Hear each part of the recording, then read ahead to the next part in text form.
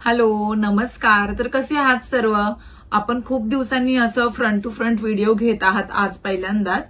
तर आज व्हिडिओ घ्यायचं खास कारण असं की आज मला काहीतरी विशिष्ट गोष्ट जे मी खूप दिवसापासून इच्छा होती की तुम्हाला सांगावी ही गोष्ट. तर आज त्या गोष्टीविषयी आज मी बोलणार आहे. तर गोष्ट अशी घडवलेली किंवा अजिबातही काहीतरी चुकीचा संदेश देण्याची नाही आहे. जे माझ्यासोबत घडलं आहे आणि ते खरंच अत्यंत सत्य गोष्ट आहे. तीच गोष्ट मी तुम्हाला सांगणार आहे. तर गोष्ट अशी आहे की आज आपण मला आलेला स्वामींचा साक्षात अनुभव हा मी तुमच्यासोबत शेअर करणार आहे. आपण बघतो की बऱ्याच आपल्या स्वामी भक्तांना सेवा करत असताना बरेच विशिष्ट असे अनुभव येत असतात. जास्त काही मी खोलात जाणार नाही, पण एक्झाम्पल मी तुम्हाला एक सांगेल की जसे की आपण स्वामी समर्थांची कलर्स मराठीवरती सिरियल पाहतो किंवा काही ऍक्ट्रेस आहेत, आपले मराठी ऍक्ट्रेस आहेत. आताच रिसेंटली बिग बॉस मध्ये राकेश बापट आहेत किंवा तन्वी कोलते, प्रत्येक म्हणजे असे आपले ऍक्टर आहेत, सिरियल ऍक्टर, त्यांनी त्यांच्या आयडी वरती किंवा मुलाखतीमध्ये सांगितलेले आहेत की त्यांना स्वामींचे कसे अनुभव आले, स्वामी साक्षात त्यांच्यासोबत कसे आहेत. तर असाच मी माझा एक छोटासा अनुभव तुम्हाला सांगणार आहे.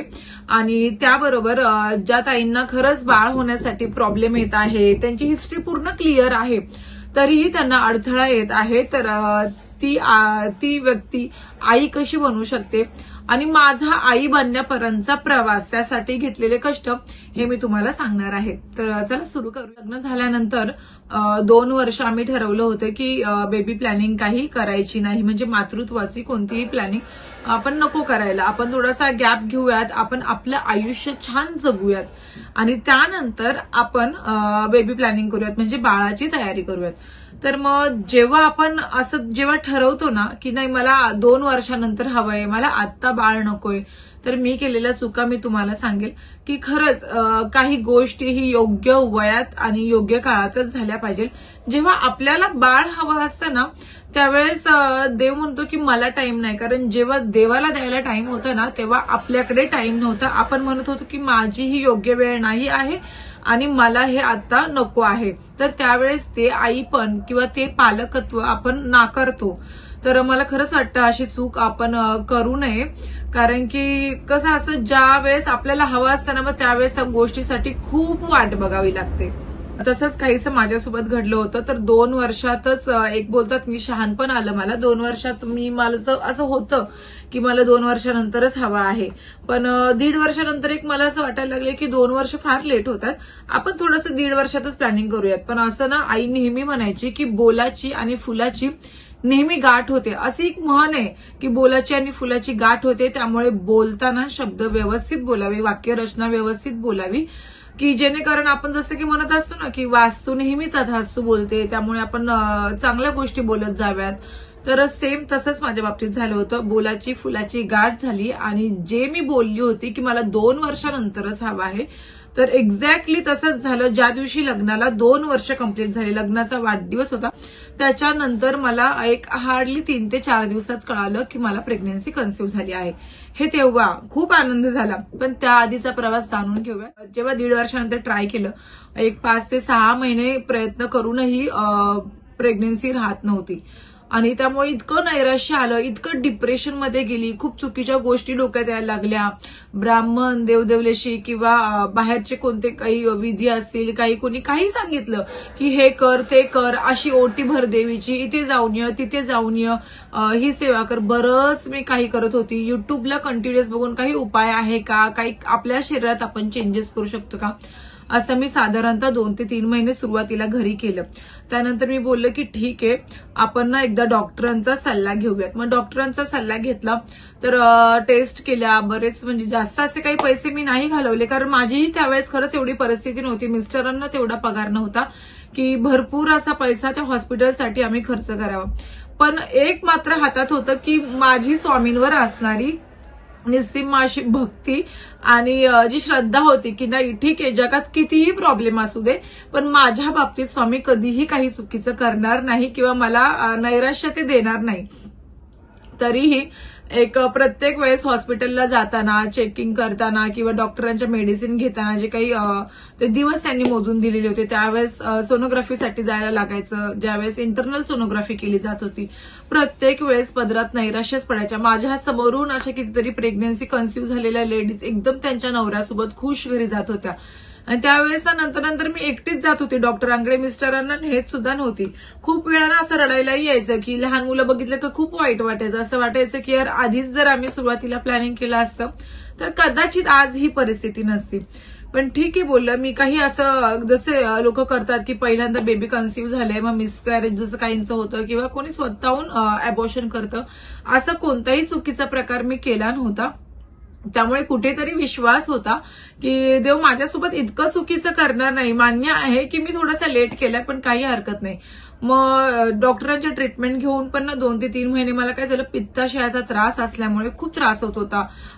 खूप असं पित्त होत होतं, उलट्या होत होत्या, चक्कर येणे, अशा गोष्टी व्हायला लागल्या. मी इतकी डिप्रेशनमध्ये गेली. नंतर ना मी ती ट्रीटमेंट पण सोडून दिली. पूर्ण गावी गेल्यानंतर मिस्टरांना घेऊन मला एक जणांनी सांगितलं की मे बी तुझ्यात दोष नसेल, मिस्टरांचा काही प्रॉब्लेम आहे का बघ. दोघांनीही जवळजवळ 5 ते 10 हजाराच्या टेस्ट केल्या. 8 हजारापर्यंत झाला असेल, 10,000 नाही, पण गोळ्यांचा खर्च वगैरे पकडून ते ऑलमोस्ट 10,000 होतात.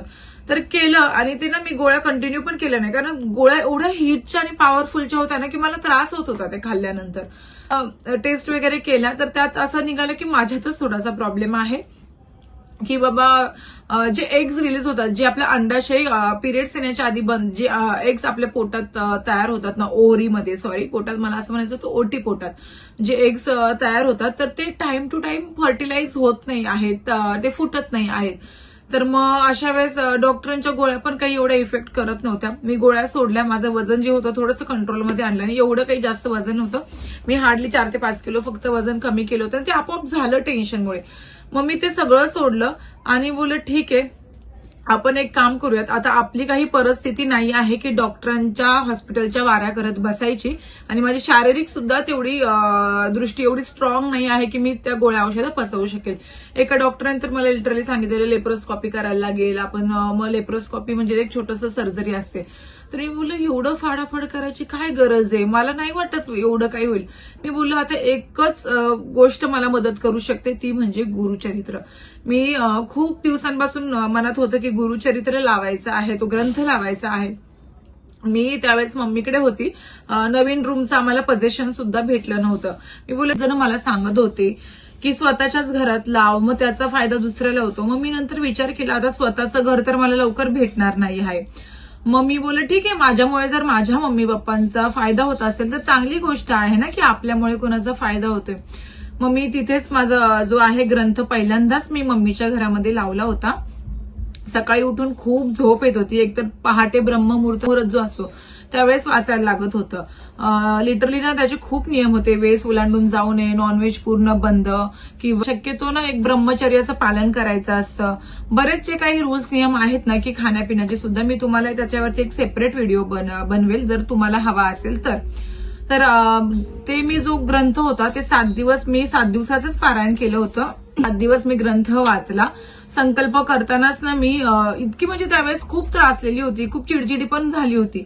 मी रागात दत्तगुरूंना बोललो होतं, स्वामींना बोललो होतं. रागात मी स्वामींना बोलली होती की मला माहित नाही, मला 1 महिन्याच्या आतमध्ये प्रेग्नन्सी कन्सिव्ह झालीच पाहिजे, मला आई व्हायचंच आहे. आणि जर मला ह्या महिन्यात जर नसेल कन्सिव्ह होणार ना तर ठीक आहे, मला मुलबाळ नकोच. मी इतकी वैतागली आहे ना ह्या गोष्टीची वाट बघून. ठीक आहे, मला ऍटलिस्ट मग मला माझं जॉबचं जे काम आहे ते कुठेतरी कंप्लीट करून द्या, कारण जॉब कुठे लागण्यासाठी पण खूप अडथळे येत होते. तर बोललो मग माझं जे मी इंटरव्ह्यू वगैरे देते माझं कुठेतरी चांगलं काम होऊन जाऊ द्या. आणि मग तसं करून मी संकल्प केला आणि 7 दिवस अगदी कटाक्षाने मी त्याचे जे काही नियम होते ते पाळले. 7 दिवस ना मी 7 दिवसामध्ये एक वॉचमॅनचा मुलगा होता मम्मीच्या इथे खाली. इतका म्हणजे ते नेपाळी लोक होते, तो त्यांचा मुलगा इतका गोंडस होता ना, ती मला वाटतं 4 ते 5 वर्षाचा तो मुलगा असेल आणि तो रोज यायचा. तर वॉचमॅनचा तो 4 ते 5 वर्षाचा मुलगा रोज 9 वाजताच्या सुमारामध्ये जेव्हा माझं अध्याय लास्टचा वगैरे राहत होता ना तेव्हा रोज येत होता. आणि ना त्याच्याकडे बघून मी कधी असं त्याला हाडतूड नाही केलं. मम्मीला मी बोलायची ठीक आहे येऊ दे, तो येतोय ना. आणि मम्मीकडे एक मांजर होती, त्या मांजरीसाठी तो यायचा आणि माझ्याकडे बघत बसायचा, बोलायचं की आप ये क्या पढ़ रहे हो दीदी, असं बोलायचं. तर मला त्याच्याकडे बघून असं वाटायचं मलाही असं गोंडस बाळ झालं पाहिजे, असं छान दिसणारं एकदम मस्त तेजस्वी, खूप छान दिसायचा तो मुलगा. आणि तो 7 दिवस आला आणि ज्या दिवशी 7व्या दिवशी पारायण संपलं त्यानंतर तो नाही आला घरी. मांजरीसाठी पण नाही आला आणि असं पण तो आलाच नाही वरती. पण मग त्याच्यात ना ग्रंथामध्ये सांगितलं होतं की त्या 7 दिवसात तुमच्या घरात दत्तगुरु येऊन जातात, फक्त आपल्याला ओळखायचं असतं की ते कोणत्या रूपात आलेत. आणि खरंच मला तुम्हाला सांगताना पण ना मला असं पूर्ण अंगावरती काटा येतोय ते दिवस त्यावेळेस आठवून, की म्हणजे मी पण एकदम असं मन साफ ठेवून सगळी गोष्ट करत होती की आणि होईल माझ्यासोबत चांगलं, ही एक आशा होती. आणि स्वामी माझं कधीच वाईट करणार नाहीत. ठीक आहे, थोडासा वेळ लागेल पण सोबत सगळं चांगलं करतील. पण तो एक धीर असतो, पेशन्स असतो ना, तोही मला अजिबात नव्हता. मग ज्या दिवशी ग्रंथ लावला त्याच्या 3ऱ्या दिवशी कॉल आला की जिथे मी इंटरव्ह्यू दिलं होतं पतपेढीमध्ये तिथे सिलेक्शन माझं झालेलं आहे. मग ते जॉबचं वगैरे सगळं फायनल झालं, खूप खुश झाली. मला ठीक आहे, झालं, एक नाही येते ना हातात, दुसरी गोष्ट तरी आली आहे, ही गोष्ट येईल. आता सध्या मी माझं माइंड कुठेतरी बिझी करणं गरजेचं आहे. सतत त्या गोष्टीवरती जर फोकस दिला तर मी अजून डिस्टर्ब होत राहील. मग ठीक आहे बोललं, मी माझं पारायण कंप्लीट केलं. 7व्या दिवशी असा प्रॉब्लेम आला की ज्यावेळेस मला उद्यापन करायचं होतं, एक मला जोडपं जेवायला घालायचं होतं. मी इतक्या माझ्या मैत्रिणींना फोन करते की या ना जेवायला, या ग्रंथाचं, दत्तगुरूंच्या ग्रंथाचं उद्यापन आहे, देवाच्या ग्रंथासाठी कधी जेवणासाठी नाही बोलू नये. खूप त्यांना समजवायची, पण मला इतका राग यायचा ना, प्रत्येक जण काहीतरी कारण द्यायचं की माझा नवराच पाठवत नाहीये, तो यायलाच तयार नाहीये. आणि अशी वेळ आली होती की मी लिटरली ते जोडपं जेवूसपर्यंत मी जेवू शकत नव्हती. मला पण भूक लागलेली. पण ना मग असं एक वेळ आली की ना माझ्याच म्हणजे मम्मीच्या बाजूच्या घरात ना त्या ताई आहेत ना, त्यांचे मम्मी पप्पा नेमकी त्याच दिवशी आले होते तिथे आणि सातारचे आहेत ते पण. तर ती ताई बोलली की मग माझे मिस्टर तर घरी नाहीयेत, पण माझे मम्मी पप्पा चालतील का, त्यांना पाठवू का. तर ही मम्मी बोलली की काही हरकत नाही, कोणाला काही आहे ना, आपल्याला जोडपं हवंय. मग त्यांना बोलवलं त्या काकांना, म्हणजे सॉरी काकांना आणि काकूंना. माझी जीभ थोडीशी बोलताना हे होते कारण मला ते आठवूनच खूप हे होतंय. तर त्यांना बोलवलं, ते मस्त पोटभर जेवले. ते जेवण झाल्यानंतर त्यांना दक्षिणा वगैरे दिली, ओटी वगैरे भरली, त्यांच्या पाया वगैरे पडले आणि ते निघून गेल्यानंतर पुन्हा एक मुलगी आली जेवायला. म्हणजे तिला असं कळालं तिच्या मम्मीला आणि तिला की नाही ह्या घरात कुठेतरी गुरुचरित्राचं पारायण चाललंय, चला आपण जाऊन दर्शन घेऊयात. मग त्या आल्या, त्यांना पण प्रसाद दिला. ते जर जेवले नाही, ती मुलगी जेवली, ते नाही जेवले. आणि एक मुलगा पण जेवला पुन्हा, जो बाजूचा ताईंचा मुलगा होता. तर असे 4-5 जण जेवून गेले. त्यानंतर मी जेवायला बसली आणि मग असं पारायण वगैरे कंप्लीट झाल्यावरती मी माझ्या मिस्टरांसोबत राहायला गेली. त्यावेळेस आमच्या नवरा बायकोंची पण भांडणं झाली होती लिटरली ह्या गोष्टींवरून.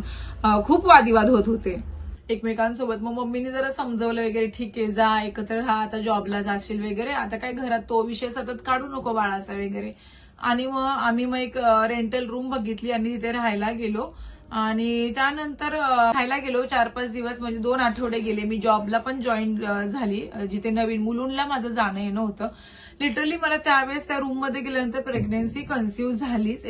मी तुम्हाला खरं सांगेल, मी एकदम फ्रँकली बोलणार आहे आज. कोणीही अशा कमेंट करू नका की तू असं एवढी फ्रँकली कशी सांगू शकते. बघा, ज्या गोष्टीपासून आपल्याला आनंद होत आहे, आपण आई बनणार आहोत, तर त्या गोष्टी सांगण्यासाठी मला लाज नाही वाटली पाहिजे किंवा तुम्ही त्याच्यावरती आक्षेप नाही केला पाहिजे. कारण काही अशी लोक असतात की काहीतरी विचित्र कमेंट करत राहायच्या. तर नाहीये बघा, ही गोष्ट नैसर्गिक आहे. तर त्यानंतर मला म्हणजे त्यावेळेस प्रेग्नन्सी कन्सिव्ह आधीच झाली होती, पण मला मुळात तर लेट कळालं. एक 15-20 दिवसानंतर कळालं की मी प्रेग्नेंट आहे. 2 महिन्याचा गॅप नंतर, जिथे पिरियड्स अनियमित होती, तिथे डॉक्टरांनी सुद्धा सांगितलं होतं की तुझी प्रेग्नन्सी एवढ्या लवकर कन्सिव्ह नाही होणार, तुझ्यात प्रॉब्लेम आहे, एग्स वगैरे जे आहे ते फर्टिलाइज होत नाही आहेत. पण तरी एवढी सगळ्या गोष्टी असताना देवाचा एक चमत्कार, खरंच की त्या एकाच दिवसामध्ये दत्तगुरूंनी काय परिश्रम घेतले असेल, काय कृपा आशीर्वाद दिला असेल मला माहित नाही, पण खरंच त्या दिवशी कळालं जे कोणीच करू शकत नाही ना. मला असं माझ्या भावना कंट्रोल होत नाही तुम्हाला सांगताना. जे कोणीच करू शकत नाही ना ते देव करू शकतो. आणि जसं आपल्या स्वामींचं वाक्य आहे की अशक्यही शक्य करतील स्वामी, आणि खरंच ते शक्य झालं होतं. अजिबातही म्हणजे डॉक्टरांनी तर सांगितलं होतं इतके लवकर कन्सीव्ह होणार नाही.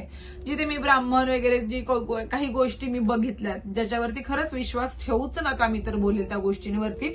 कारण या जगात देव आहे, देव होते आणि देव राहणार. जे आपल्या देऊळ बंद पिक्चरमध्ये सुद्धा सांगितलं होतं स्वामींनी, देव होते, देव आहेत आणि देव राहणार.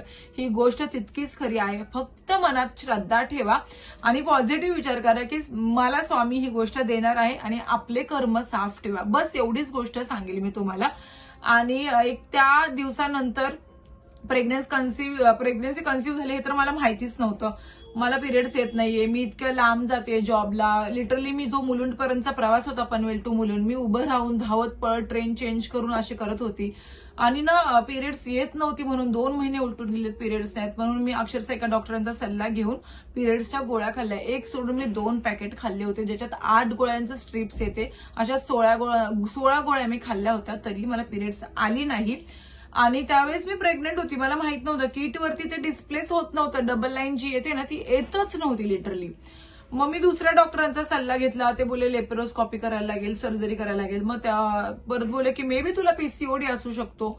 मग मी काय केलं, पीसीओडीच्या ज्या रेमेडीज आहेत, होम रेमेडीज, की दालचिनी भिजवून खा, मेथीचे दाणे भिजवून खा, इतक्या जास्त हिटच्या गोष्टी मी खाल्ल्या, खूप हिटच्या. एक्सरसाइज कर, पुन्हा एवढं मुलुंड ते पनवेल टू मुलुंड ते पुन्हा पनवेल हा प्रवास धावत पळत एवढा उभं राहून मी करत होती. पण माझं नशीब खूप छान होतं कारण स्वामींना माहिती होतं माझी काहीच चुकी नाही आहे. समोरची व्यक्ती मला चुकीचं गायडन्स करते. आणि एक कुठे मी असं बघते की ना बादली उचलली म्हणून मिसकॅरेज झालं. पण मी तर एवढा प्रवास केला, इतक्या उष्णतेच्या गोळ्या खाल्ल्या, होम रेमेडीज सगळ्या केल्या. तर ना एवढ्या मी बोलेल की होम रेमेडीज केल्या, एवढ्या उष्णतेच्या गोष्टी खाल्ल्या आणि तरीही मला काही सुद्धा झालं नव्हतं. कारण पाठीराखा तो होता आणि माझं रक्षण तो करत होता. बाकीच्यांना कितीही प्रयत्न करू दे की त्यांच्या चुकीच्या गायडन्समुळे मला माझ्या स्वामीने 1% सुद्धा काही जखम दिली नाही किंवा माझ्या बाळाला सुद्धा जखम दिली नाही. आणि ज्या दिवशी मग मी असंच एक कोपरखेर यांचे माझे डॉक्टर्स आहेत, खूप छोटंसं क्लिनिक आहे. माझी परिस्थिती नव्हती म्हणून मी डॉक्टरही ना असे माझ्या कॅपॅसिटीप्रमाणेच बघत होती. तर मग त्या डॉक्टरांकडे गेल्यानंतर मी त्यांना सांगितलं की मला असा असा त्रास होतोय, मी अशा गोळ्या खाल्ल्यात आणि मला बरेच डॉक्टर म्हणतायत की चान्सेस कमी आहेत किंवा लेप्रोस्कॉपी करूयात, पीसीओडी त्रास आहे. तर मला काहीतरी एक कारण व्यवस्थित द्या ज्याच्यामुळे आपण पुढचे सोल्युशन काढू शकतो. मग त्यानंतर त्यांनी माझी हिमोग्लोबिनची टेस्ट केली आणि त्याच्यामध्ये दुसऱ्या दिवशी का संध्याकाळी त्यांनी रात्री मला कॉल करून सांगितलं की याच्यामध्ये ना पॉझिटिव्ह आलं आहे पण एवढं जास्त नाही आलं. किटवर येत नाही म्हणून त्यांनी ती टेस्ट केली होती पण त्याच्यामध्ये आलं होतं. तर पण त्या बोलल्या की मे बी तू ना गोळ्या खाल्ल्यात त्या पिरियड्स येण्यासाठी, त्याच्यामुळे पण येऊ शकतं. आपण एक काम करूया, तू 7 दिवस कुठेही प्रवास करू नको, कम्प्लिटली बेड रेस्ट घे, धावपळ करू नकोस आणि 7 दिवसानंतर तू एक काम कर, तू सोनोग्राफी करून घे ज्याच्यात तुला सगळं क्लिअरच होऊन जाईल चित्र. तर मग तसंच केलं. 7 दिवस मी गॅप घेतला, सोनोग्राफी केली. सोनोग्राफी लिटरली माझी 20 मिनिटं चालली होती. त्या डॉक्टरांनाही काही हाती लागत नव्हतं व्यवस्थित. तिथे त्यांनी जे फॉर्म भरून घेतला होता तिथे मी माझी फर्स्ट पिरियड्स कधी आली होती ते मेन्शन केलं, ती 2-2.5 महिन्यापूर्वी आली होती. तरी 20 मिनिटानंतर त्यांना कळालं की मला प्रेग्नन्सी कन्सिव्ह झाली आहे पण बाळाला हार्टबीट असतात ते म्हणजे हृदयाचे ठोके ते त्याला आले नव्हते. तर त्यांनी पहिला प्रश्न विचारला, अनियमित पाळी आहे का? तर मी म्हटलं हो. तर ते बोले ठीक आहे, कन्सिव्ह तुला तर झालं आहे पण तुझ्या बाळाला ठोके आले नाहीत. तू सांगते तर 2.5 महिने झाले असतील पण बाळ तर 2.5 महिन्याचं नाही आहे. बाळ फक्त आणि फक्त 1 महिन्याच्या सुद्धा आत आहे. 2-3 दिवस, 1 महिन्याच तू पकड की 1 महिन्याचा आहे. तर आपण 7 दिवस थांबूयात. 7 दिवसामध्ये बाळाला हार्टबीट आलेच पाहिजे, नाहीतरी प्रेग्नन्सी तुला खाली करायला लागेल. एका साईडला खूप आनंद झाला होता की मला कन्सिव्ह झालंय, फायनली मी आई होणार आहे. मिस्टर बाहेर वेट करत होते की इतक्या वेळ काय यांची सोनोग्राफी चालली. पण ना एका साईडला दुःख होतं, आता ह्या केलेल्या चुकांमुळे त्या बाळाला भोगायला लागू नये. आणि माझी तर चूक नाही, मी डॉक्टरांचे सल्ले घेऊन हे उद्योग केले होते. रडायला पण खूप येत होतं. मग उठली बेडवरून वगैरे बाहेर आली. मिस्टर बोलले की काय झाले, तर माझ्या तोंडातून शब्दच फुटत नव्हता की काय सांगू आता यांना. मी चांगली बातमी पण आहे आणि वाईट पण, तर कसं मला काहीच कळत नव्हतं. मी त्यांना सांगितलं की कन्सिव्ह झाले, ते लोक बोलतायत पण असा इश्यू आहे. मग घरी गेले, रडतच होते, पण रडायला लागले होते, आनंदाचे अश्रू होते. मग ते बोलले ठीक आहे, काय तू टेन्शन नको घेऊ, होईल सगळं चांगलं. मग घरी गेले, मला एकच सुचलं, मी डायरेक्ट कॉल केला ऑफिसला की मी आजपासून ऑफिसला येणार नाहीये, माझा असा इश्यू आहे. मी त्या दिवशी जे जप करायला घेतले ते मी कंटिन्युअस 7 दिवस जप करत होते. कंटिन्युअस स्वामींचे मंत्र, जर हाताने कंटाळा आला ना तर मी नंतर कंटिन्युअस मोबाईलला लावून ऐकत होते. तशीच झोपायची, खाणं पिणं व्यवस्थित ठेवलं आणि 7 दिवसांनी मी सोनोग्राफी करायला गेली. त्याच्यात ना हार्टबीट ऐकण्यासाठी. तर मग स्टार्टिंगला हार्टबीट ऐकूच येत नव्हते. मग पुन्हा असं डिमोटिवेट व्हायला लागला की आता काय होतंय, म्हणजे बाळाला काही होतंय का. तर मी असं बोलायची नाही देवा प्लीज, एवढ्या मोठ्या चुकीची ही शिक्षा देऊ नको, कारण माझी खरंच चूक नाही आहे याच्यामध्ये. जे झालं ते चुकीने झालं. इथून पुढे अशा गोष्टी माझ्याकडून घडणार नाहीत. मी प्रत्येकाला चांगले सल्ले देईल. मग मी डोळे बंद केले लिटरली 5व्या मिनिटानंतर आणि मंत्र जपायला स्टार्ट केले की श्री स्वामी समर्थ, श्री स्वामी समर्थ. आणि ज्या क्षणाला मी मंत्र जपायला स्टार्ट केलं, लगेच ते ठोक्यांचा आवाज यायला लागला. लिटरली डॉक्टर सुद्धा त्या माझ्याकडे बघत होते. त्यांनी मला नंतर विचारलं की खरंच तू एवढं स्वामींना मानतेस. तर मी त्यांना बोललो हो. आणि या 7 दिवसात मी फक्त जप केले आणि त्या जपामुळे हे शक्य झाले. ते हार्टबीट ऐकून इतकं भारी वाटलं ना की चला, मी संकटातून पार झाले. येणारे 9 महिने मी इतकी काळजी घेईल की कुठे कंप्लेंटला मुद्दा देणार नाही. तर असा हा होता आई बनण्याचा एक जो दैवी चमत्कार झाला होता माझ्या बाबतीत. जे माझे घरचे होते त्यांना काही असं वाटत नव्हतं ग्रंथ वगैरे की म्हणजे असं होईल खरंच हिच्यासोबत. पण जेव्हा त्यांना कॉल करून सांगितलं ना की आनंदाची बातमी, असं झालं, असा प्रॉब्लेम होता, लिटरली मम्मीला यांना एकच समजलं. त्यांना फक्त ते पारायण आठवलं आणि त्यानंतर 7 दिवसात झालेला हा बदल आठवला. तर खरंच स्वामी आहेत आणि फक्त मनापासून आपल्या देवावरती श्रद्धा ठेवा, त्याची सेवा करा. आता बरेच मैत्रिणी म्हणतील की ताई नक्की काय केलं. काही नाही मैत्रिणींनो, फक्त नित्य सेवा. 3 अध्याय असतात, जे आपले 3 अध्याय, आपली 11 माळी जपणं मला त्यावेळेस जेव्हा होत होते तेव्हा करत होती. जेव्हा कधी मला पॉसिबल नाही झालं तेव्हा एकच माळ मनापासून जपत होती. आणि गुरुचरित्र ग्रंथाचं केलेलं पारायण आणि त्या पारायणाचं मिळालेलं फळ म्हणजे मातृत्व. आणि त्या 9 महिन्यातही स्वामींनी खूप काही काळजी घेतली. ती नेक्स्ट व्हिडिओमध्ये मी तुम्हाला नक्की सांगेल. पण हा माझ्या आयुष्यातला सगळ्यात मोठा अनुभव होता स्वामींचा आणि खूप छान होता. व्हिडिओ मी इथे स्टॉप करते कारण मला खरंच माझे अश्रू कंट्रोल होत नाही तुम्हाला सांगताना. त्यामुळे खरंच मनापासून धन्यवाद. आणि व्हिडिओ आवडला असेल तर व्हिडिओला लाईक करा, जवळच्या मित्रमैत्रिणींना शेअर करा. ओके, भेटूयात नेक्स्ट व्हिडिओमध्ये. तोपर्यंत बाय.